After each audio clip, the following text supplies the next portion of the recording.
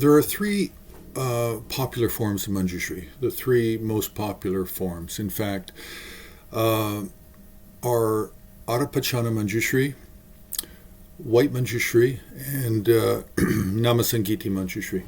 Now, these are, I'm saying they're popular. They're popular because they're the most commonly found in art, and also you probably have the most commentaries written about these forms. Now, the first two, the Arapachana. Arapachana is one-faced, two-armed. In his upright, raised right arm, he holds a sword. The blade is blue in color. The sword even has a name coming out of old Indian literature and Sanskrit poetry.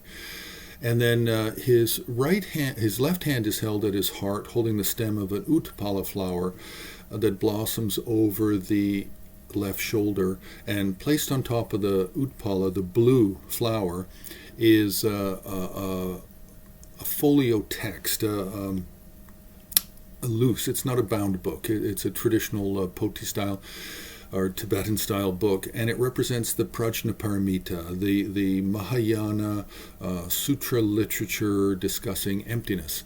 And the reason that the blossom, this blue utpala flower, the night lotus, is blossoming above the left shoulder is because that's where the ear is. So the book goes with the ear, and you can hear the words of the sutra.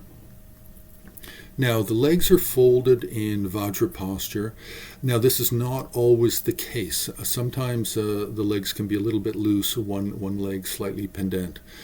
But in modern times, generally, the legs are in the Vajra posture, not to be confused with the lotus posture, which is another posture in Buddhism, but it's what people in India generally call, what Buddhists call the Vajra posture. In India, they call the lotus posture.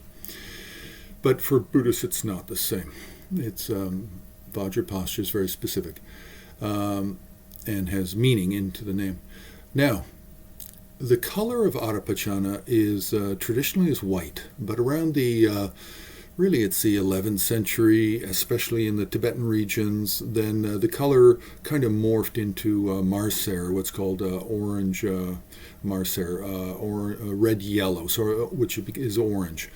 And then, so this has become famous as the Arapachana, as the orange Arapachana Manjushri. Now, why orange? Well, orange also represents the dawn. When the light is coming up, you have that bright orange in the morning, or at nighttime at sunset. But Buddhists don't usually regard sunset as being so important, or rather Asians don't. It's really dawn. And so it's this color, this bright orange color that Manjushri manifests. Now, the white Manjushri is one-faced, two-armed. He sits in the Vajra posture. The right hand is extended across the knee in a generosity gesture.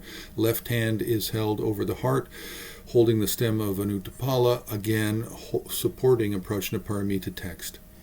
This comes out of the Siddhaikavira Tantra, and it's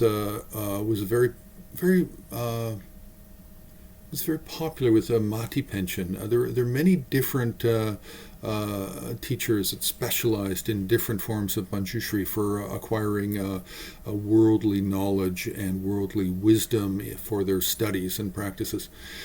Then the third is the Namasanggiti. Namasanggiti is the most complicated because it comes out of a very large tantra which teaches many different forms. The main sort of key attribute, key characteristic of the Namasanggiti is it'll have 1 or 3 faces, 4 or 6 arms.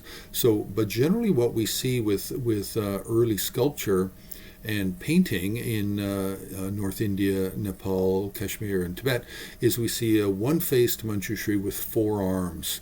And these 4 arms hold a sword and a book, and then they also hold a bow and an arrow.